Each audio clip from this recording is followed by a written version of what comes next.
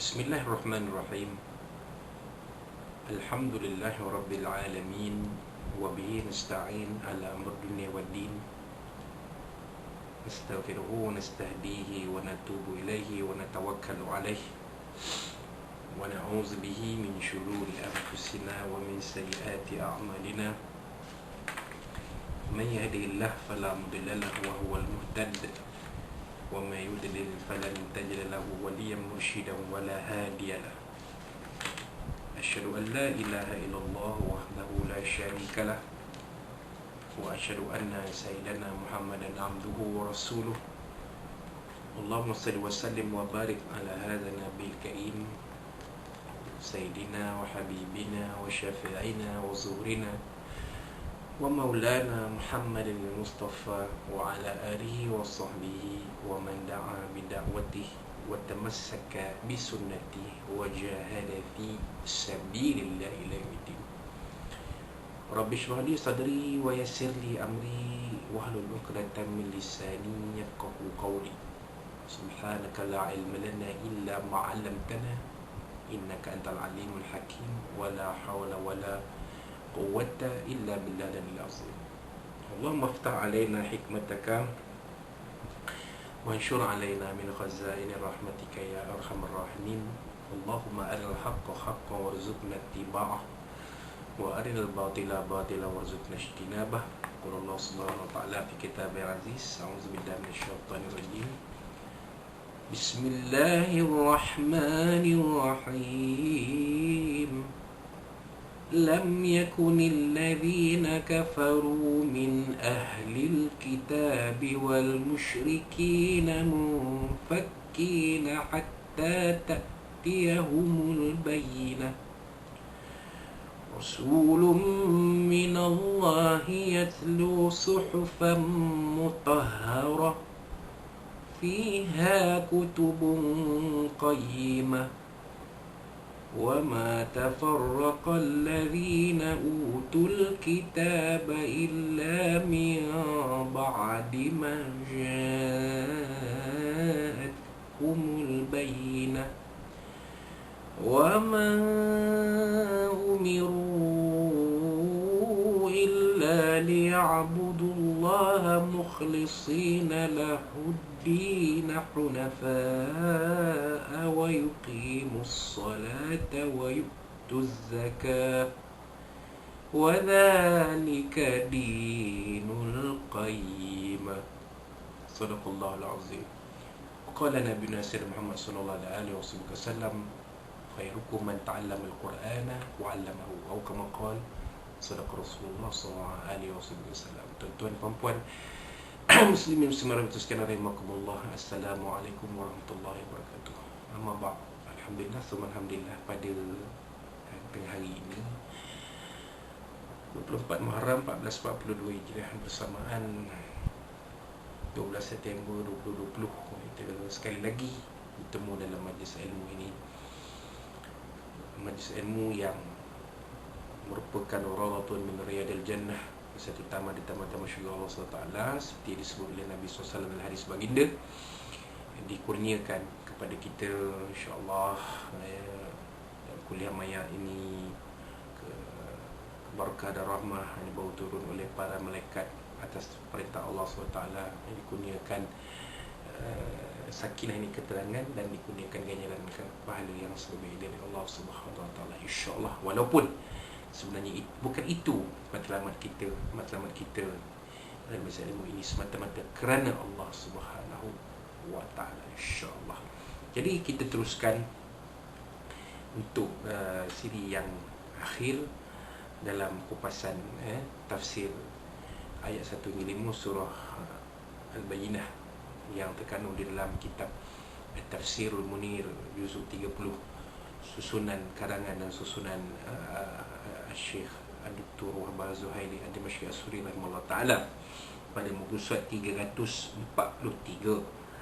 iaitu pada akhir sekali, iaitu pedoman hidup dan hukum hakam. Melalui ayat-ayat di atas dapat diistimbatkan. Diistimbatkan ni maknanya disimpulkan perkara-perkara berikut Pertama, Islam memberi sumbangannya kepada seluruh umat manusia dan makhluk-makhluk yang lain. Tanpa Islam tidak akan diketahui keimanan yang sah dan agama yang benar. Jadi itu diakui sebenarnya oleh ramai cendekiawan-cendekiawan bahawasanya Islam adalah agama yang benar. Tinggal lagi sama ada hidayah Allah Ta'ala sampai kepada mereka, atau sebaliknya itu adalah persoalan yang kedua sebenarnya. Tetapi pengakuan bahawa Islam adalah agama benar itu adalah suatu pengakuan yang menunjukkan bahawa Islam menunjukkan kebenaran Islam, ajaran Islam itu sebagai agama yang benar datang dari Allah Subhanahu wa Ta'ala. Yang kedua, antara kelebihan dan keistimewaan Islam ialah ahli kitab Yahudi dan Nasrani, orang-orang musyrikin serta para penyembah patung dan berhala tidak akan mengakhiri kekufuran mereka atau menjauhinya, melainkan dengan kedatangan keterangan yang merupakan hujah yang nyata, iaitu Nabi Muhammad SAW. Baginda membawa bersamanya Al-Quranul Azim. Ia merupakan hujah Allah ke atas para hamba-Nya dan mukjizat Rasul-Nya untuk selama-lamanya. Dia dapat jadi kita dari situ Al-Quran Karim ini adalah mukjizat. Jadi bila sebut mukjizat itu, kita pun faham makna mukjizat adalah suatu perkara luar biasa yang dikurniakan kepada para nabi dan rasul yang menjadi hujah untuk mereka ketika berdepan dengan kaum mereka. Dan peristiwa luar biasa ini mencari adat yang mana boleh melemahkan tentangan-tentangan yang ada di hadapan mereka. Jadi Al-Quran ini adalah sesatunya mukjizat yang kekal sehingga ke hari ini. Itu dia. Mukjizat kekal sampai ke hari ini. Sampai ke hari ini Al-Quran ini masih ada. Macam mana kita baca Quran waktu belum mengaji puluh-puluh tahun dulu, itulah Quran yang sama yang diturunkan kepada Nabi SAW sampai hari ini 1442 tahun. Masih lagi ada bersama kita Al-Quranul Karim. Itulah hujah yang Nabi SAW bawa kepada tiga golongan yang disebut dalam ayat surah Al-Bayyinah ini. Mula-mula ayat pertama iaitu ahli kitab, orang Yahudi, orang Nasrani dan orang-orang musyrik. Ia merupakan hujah Allah ke atas para hamba-Nya dan mukjizat Rasul-Nya untuk selama-lamanya. Al-Quran sebagai lembaran-lembaran yang suci inilah dibacakan kepada manusia.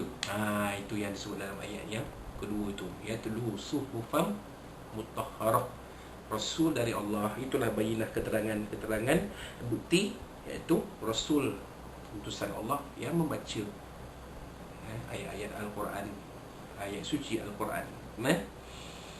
Ia terhindar dari sebarang pemalsuan, keraguan, kemunafikan dan kesesatan. Maknanya sampai kali ini Al-Quran itu terpelihara. Dan ini janji Allah SWT dalam Al-Quran. A'udzu billahi inna nahnu nazzalna dzikra wa inna lahu lahafizun. Maksudnya kamilah, hanya Allah yang menurunkan Al-Quran, dan kamilah yang akan memelihara Al-Quran ini sampai hari kiamat. Tidak akan berubah satu huruf pun, satu baris pun, satu ayat pun, satu kalimah pun, satu ayat pun tidak akan berubah Al-Quran ini. Gitu janji Allah SWT. Menurut Abdullah bin Abbas radhiyallahu anhu bahawa di dalam lembaran-lembaran tersebut terdapat intipati makna yang benar, lurus, tegas dan berasaskan hujah-hujah yang kukuh. Itulah beza dia. Dalam Al-Quran ini segala hujah yang Al-Quran bagi. Ma faratna fil kitab min syai'. Surah Al-Azim. Tidak kami tinggalkan satu dalam Quran itu, satu apapun di dalam Al-Quran. Tak ada. Semuanya ada dalam Al-Quran. Kan ada ke ilmu geografi Al-Quran? Adakah ayat tentang geografi Al-Quran? Ada. Wa hiya tamurru marra sahab. Bergeraknya seperti bergeraknya awan. Ada dalam Quran awan. Yang bergeraknya awan itu adalah fenomena geografi. Fenomena sains pun dia juga. Awan ni bergerak. Wa hiya tamurru marra sahab. tanah ini bergerak seperti bergeraknya awan. Maknanya tanah ini adalah fakta geografi. Sebenarnya tanah di bumi ni dia bergerak. Atau cari tuan-tuan tanya lah, cek dalam Google tengok, cek dalam Wikipedia tengok, pergerakan bumi, ada pergerakan bumi. So itu kadang-kadang berlakunya, ada kalanya berlakunya gempa bumi.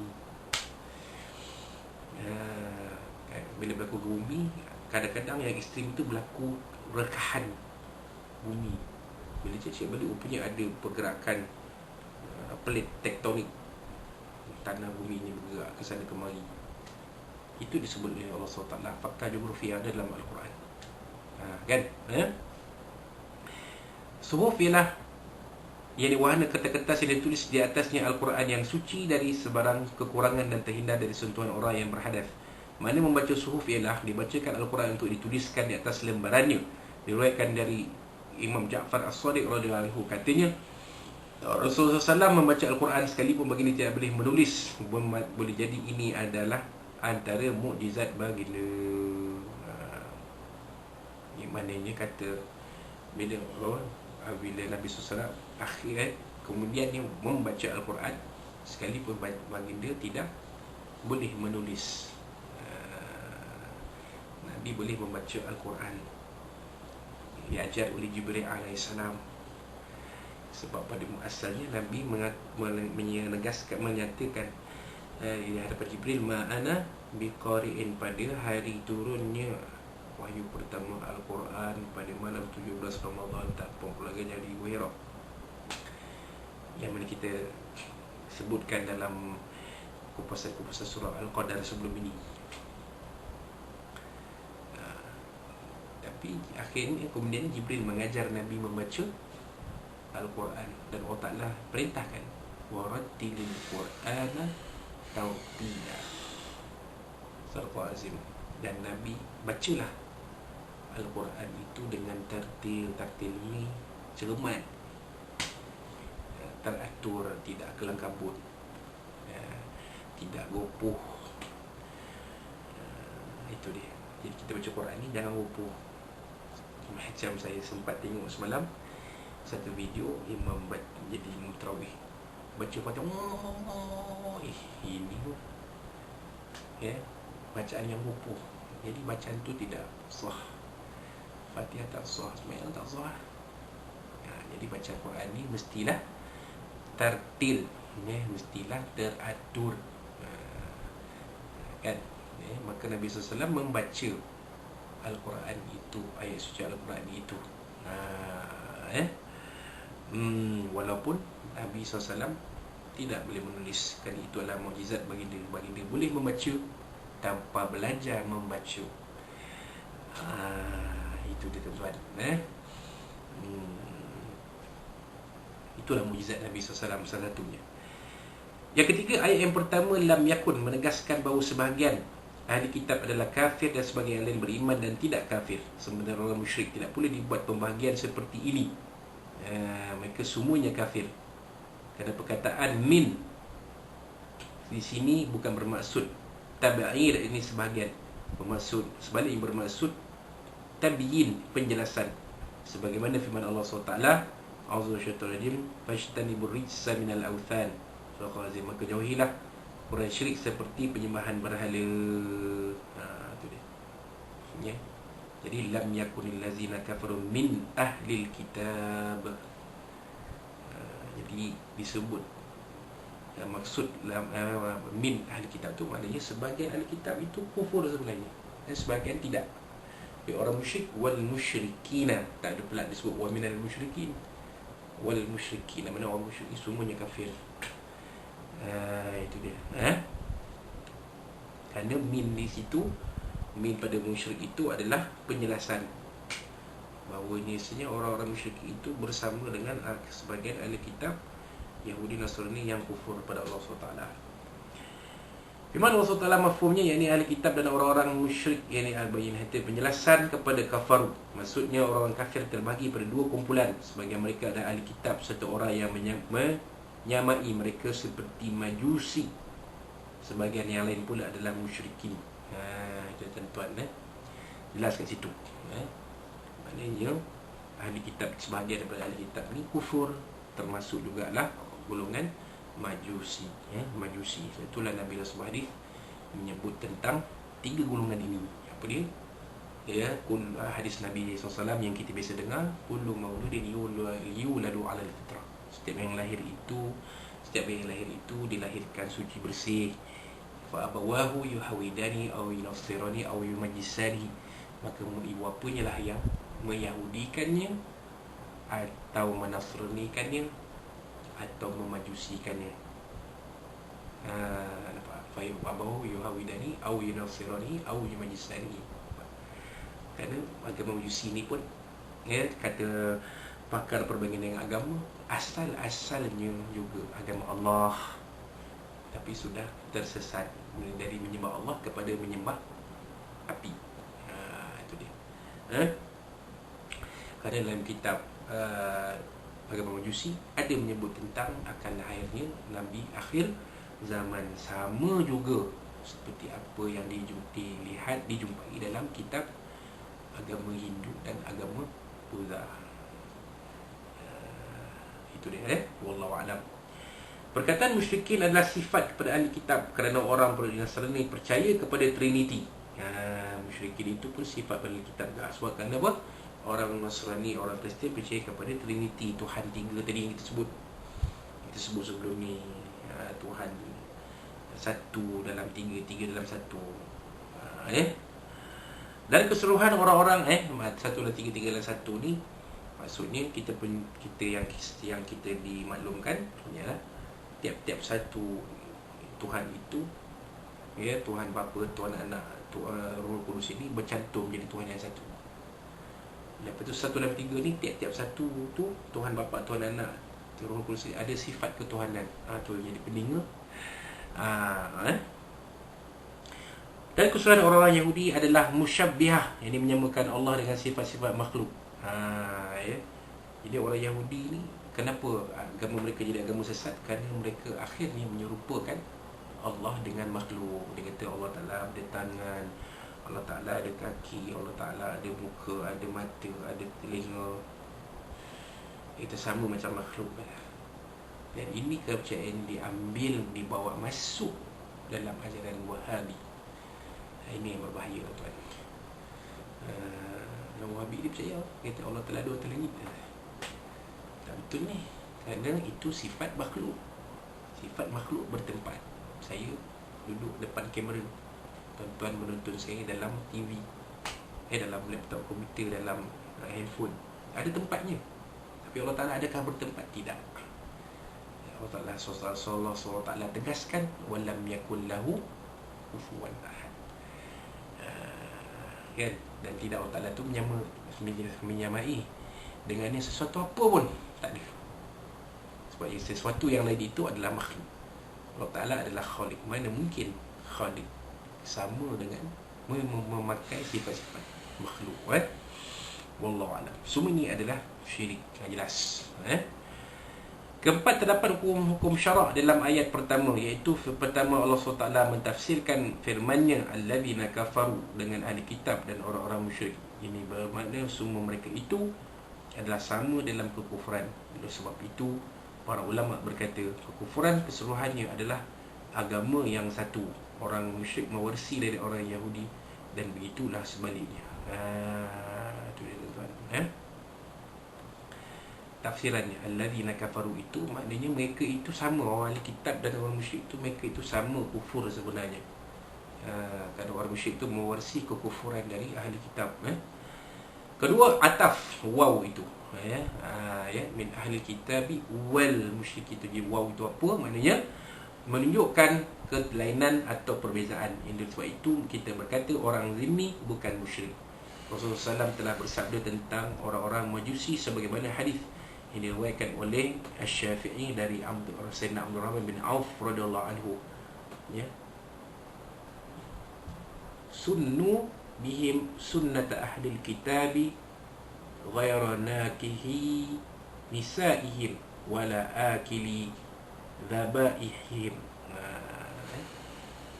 Hukum qol sallallahu alaihi wasallam, mafhumnya lakukanlah kepada mereka sebagaimana kebiasaan yang kamu lakukan terhadap ahli kitab melainkan menikahi perempuan-perempuan mereka dan memakan sembelihan-sembelihan mereka. Itu dia.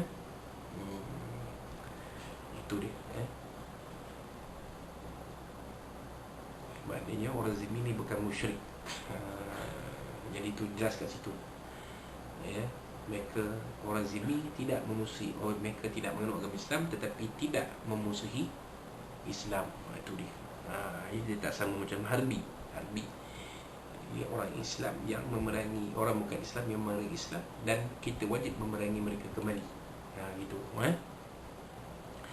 Baginda SAW telah membezakan antara ahli kitab dengan orang musyrik, namun sabdanya ghairu nakihi.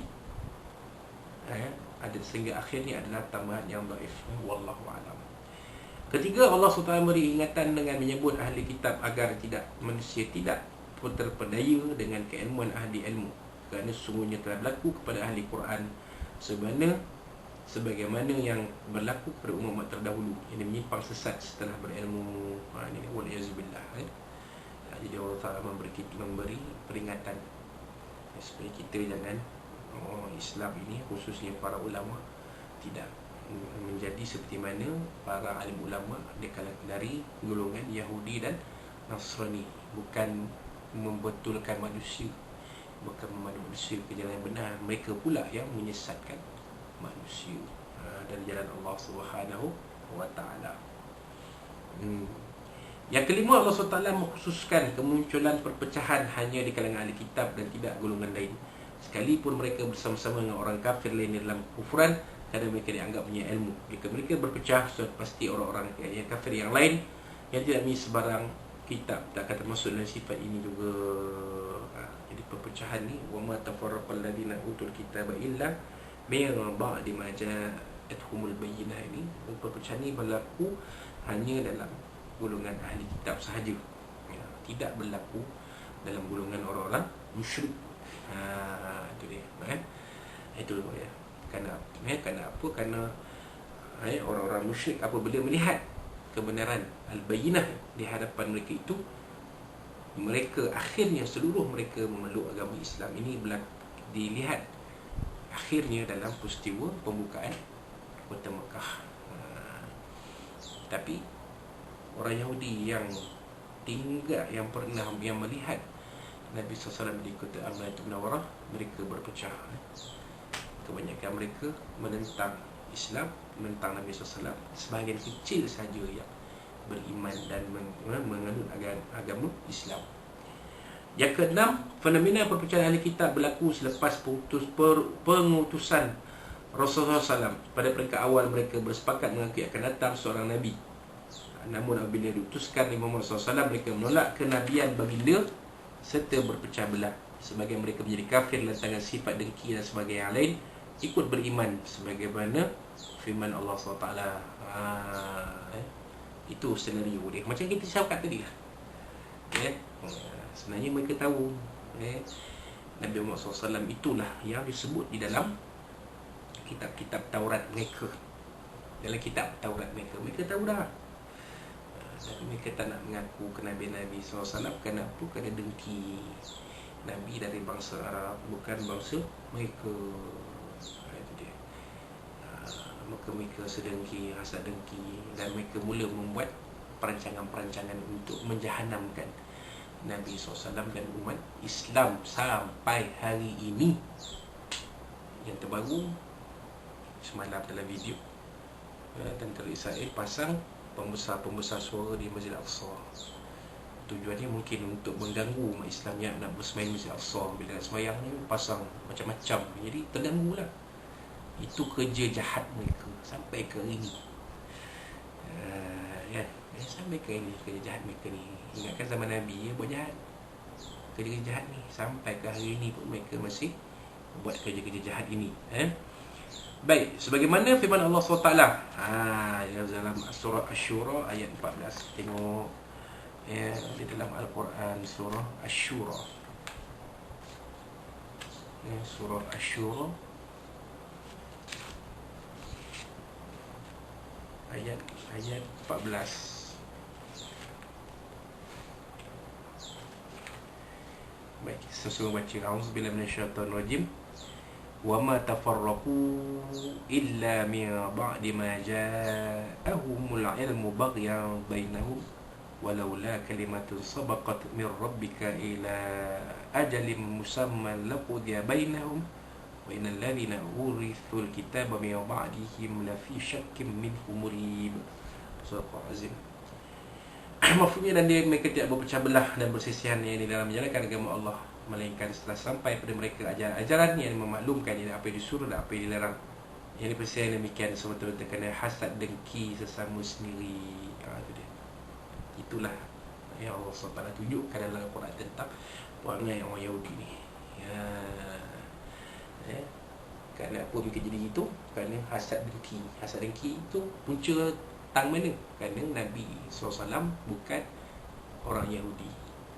Nabi SAW datang dari bangsa Arab yang mereka takut-takutkan.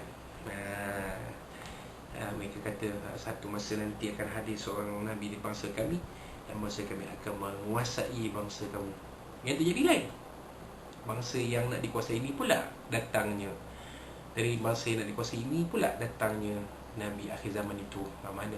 Jadi mereka rasa, jadilah mereka berasa hasad dengki.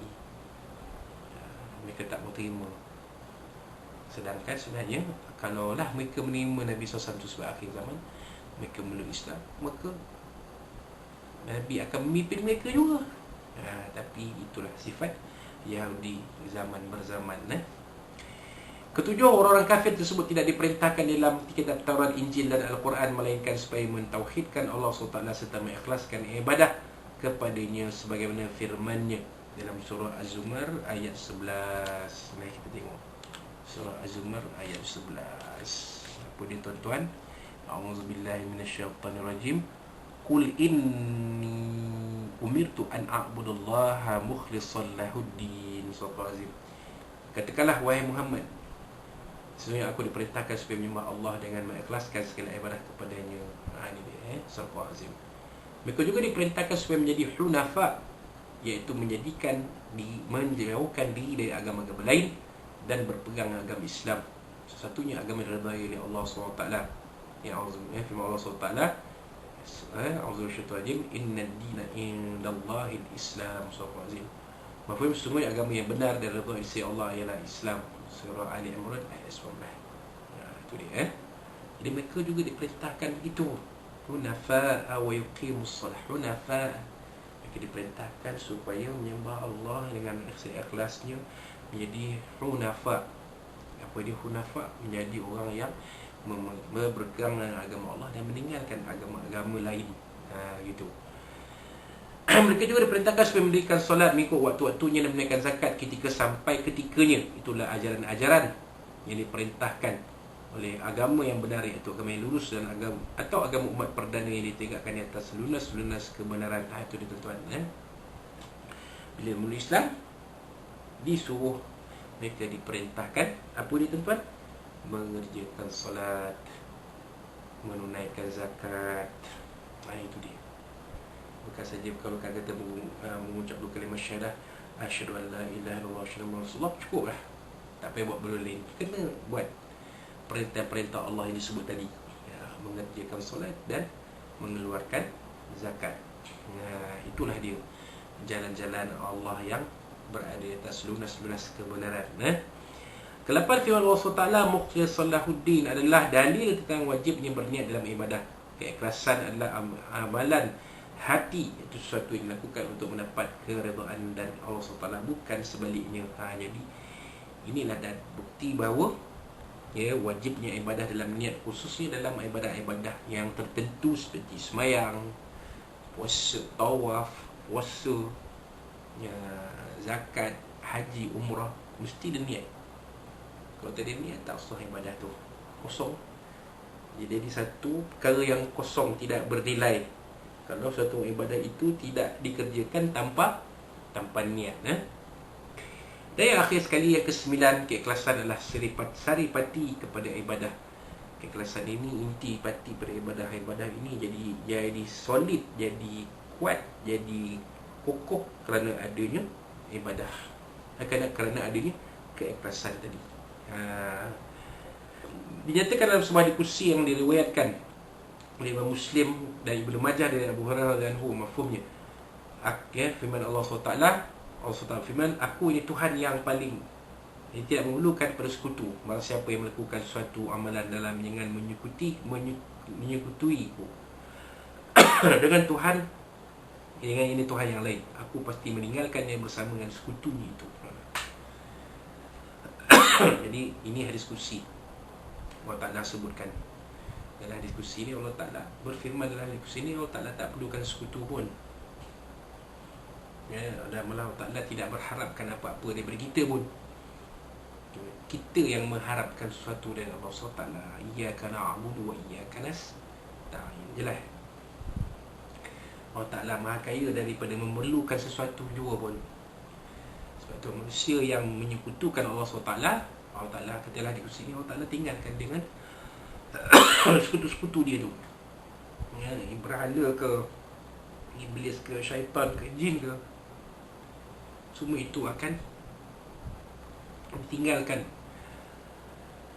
bersama dengan orang yang menyekutukan Allah. Allah Ta'ala berlepas diri. Wa ana bari'um mimma tusyrikun. Wa ana bari'um mimma tusyrikun. Dan aku berlepas daripada apa yang kamu syirikkan. Ini jelas dalam disebut, dalam hadis kursi ni sebut tentang keikhlasan tu. Jadi kita biarlah ikhlas kerana Allah. Ibadah kita ni ikhlas biarlah kerana Allah Subhanahu Wa Ta'ala. Janganlah ibadah kita semata-mata kerana nak tunjuk orang, riak. Semata-mata kerana nak menunjukkan kita lah orang yang paling hebat beribadah pada Allah SWT. Jadi keikhlasan tu tak ada berita. Jadi yang paling baik ialah keikhlasan kita beribadah kepada Allah Subhanahu Wa Ta'ala. Maka keikhlasan inilah yang akan menjadikan ibadah kita itu diberi, dia mendapat keberkatan, keredaan, rahmah dari Allah SWT, dan ada ganjaran sebagai balasannya dari Allah SWT. Jadi yang baik macam mana?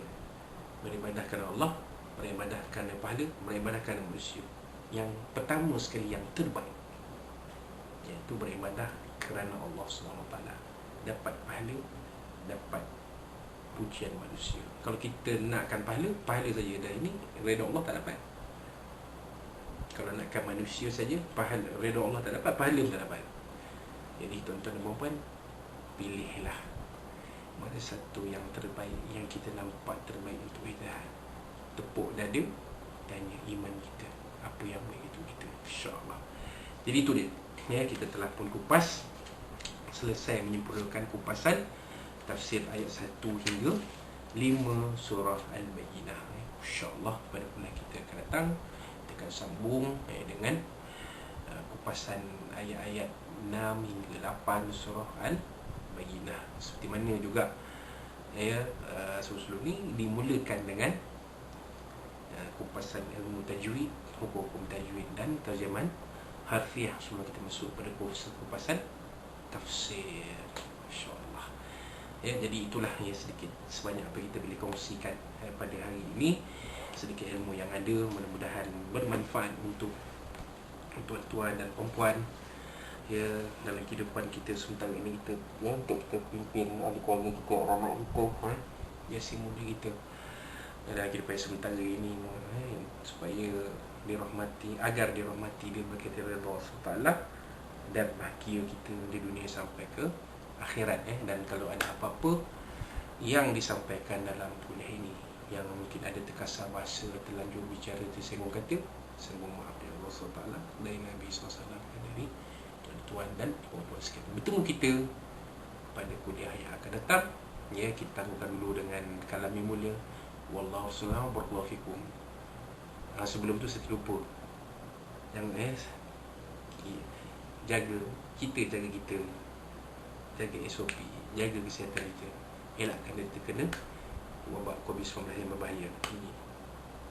Kita tangguhkan dulu kuliah kita dengan kalam mula aku lakukan azza astaghfir azmi wa lakum, dan kita akhiri dengan tasbih al-kafarah dan suratul subhanakallahumma wa bihamdika asyhadu an la ilaha illa anta astaghfiruka wa atubu ilaik. Bismillahirrahmanirrahim. Wal 'asri innal insana lafi khusr illa alladhina amanu wa 'amilus salihati wa tawasaw bil haqqi wa tawasaw bis sabr. A'udzu billahi minasyaitonir rajim. Bismillahirrahmanirrahim. Alhamdulillahi rabbil alamin wa bihi nasta'in wassalatu wassalamu ala asyrafil anbiya'i wal mursalin Muhammadin rasulillah. Allahumma arhamni wa arhamna wa tafaqqana ma yadi ثم اللهم إنا في نفور أعدائنا نعوذ بك من شرورهم. اللهم بدل شملهم وفرق جمعهم وشتت كما توزعنا وسلم كلابي يا قهار يا جبار انتقم يا الله يا الله يا الله. اللهم ينزل الكتاب ويمين السماء الأحزاب يهزف ووصلنا لهم وفي المسس على مرامين. وربنا زدنا علما وارزقنا فهما يا أكرم الأكبر. ربنا آتنا في الدنيا حسنة وفي الآخرة حسنة وقنا عذاب النار. ربنا عليك توكلنا وإليك نبنا وإليك المصير. ربنا تقبل منا دعانا ومجلسنا وعلمنا ولقاءنا وعملنا في هذا اليوم المبارك من شر المبارك انك السميع العليم. ثم لنا يا مولانا تمهم لنا فيها اسمنا تاتنا فيها السماء خضاء الحمد لله رب العالمين. تقبل الله منا منكم تقبل بالله التوفيق. السلام عليكم ورحمه الله وبركاته.